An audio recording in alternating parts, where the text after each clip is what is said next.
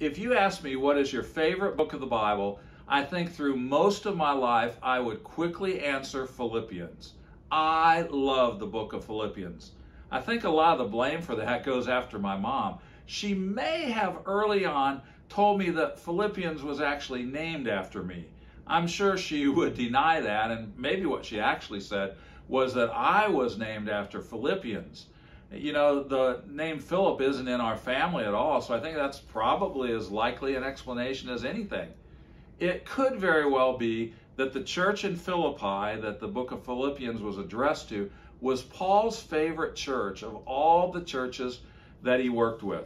Most of the epistles, the letters Paul wrote, were to confront a major behavioral issue, some pattern of sin that was running rampant through a congregation. Other times, the need was to correct doctrinal error that eventually this error in belief would impact and lead to improper behavior.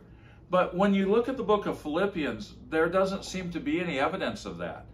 No doubt there were some threats to their unity. There was the usual church yuck that characterizes where you worship, where I worship, but it's a very healthy church.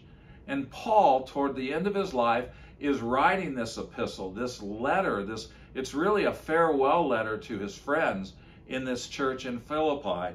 And he starts out and he greets them. And then in verse 3, look at the engagement here. Look at the connection. Look at the affection that he expresses.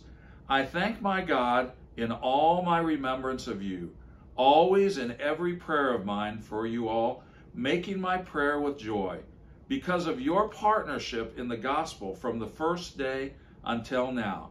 And I am sure of this, that he who began a good work in you will bring it to completion at the day of Jesus Christ. You know, this is Paul writing, and he's looking back in time. He's really reminiscing about the connection, and he calls them partners in the gospel ministry. There's so many ways we could apply this, but today I want to encourage you to do something very specific. This past week I was up in Michigan teaching at a wonderful Christian conference center called Maranatha Missionary and Bible Conference Center. It's a great place. If you ever have the chance to go there, please go there. And our longtime board chair at Walk Through the Bible has a place there. That's probably why I got invited the first time years ago. And he's got some health issues now. He's 93, almost 94. I hope he lives another 10 or 15 years, and I wouldn't bet against him. But it just occurred to me while I was up there that one of these times is going to be the last time that I get to sit down with my friend Paul. And so we made small talk, and he wasn't able to come down to the sessions in the evening, but he'd been watching them live stream, and we just have so much common history that we were just really kind of thanking God for. But then I said to him, and his wife Pam was there, my wife Ellen was with me, and I said, Paul, I need to say some things to you. I hope I get to see you many more times, but one of these times will be the last time. And if I don't say these things to you, I will regret it the rest of my life. And he immediately tries to deflect that. He tried to grab hold of the conversation. He tries to tell me why he's proud of me and what he appreciates. I go, that's not our agenda today, Paul. And he kind of, okay. And he sat back and he leaned his head back and he closed his eyes. And I thought, then he's going to sleep through it. Well, he didn't sleep through it because I could read his expressions. And I just had to thank him for taking the chance on me as a leader, for his long-term financial commitment to our ministry, for all the ways that he's just been a constant source of encouragement.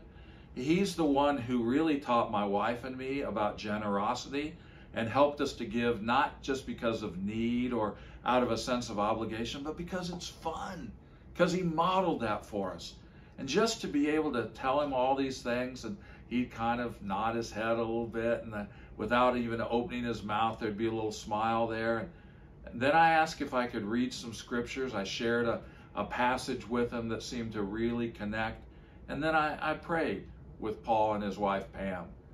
I just want to encourage you, if there's somebody in your life that's had a big impact on you, do not wait until you're standing there at their visitation at the funeral. This week, reach out to them. If you can do it face to face, there's nothing better than that. If not, a phone call is probably second best. A nice handwritten note is good, maybe an email. But if you can get to them face to face, take advantage of that. Paul couldn't be face to face, and so he penned this letter that we call Philippians. But he got to say to those people, thank you. Thank you for being a partner in the gospel. Thank you for the ways that you have built into my life. Will you please think of at least one person? Don't make a list of 20, because you can't do a list of 20. 1, 2, 3 max. And this week, reach out to the first one. God bless you. We'll see you again soon here at Walk Through Voices.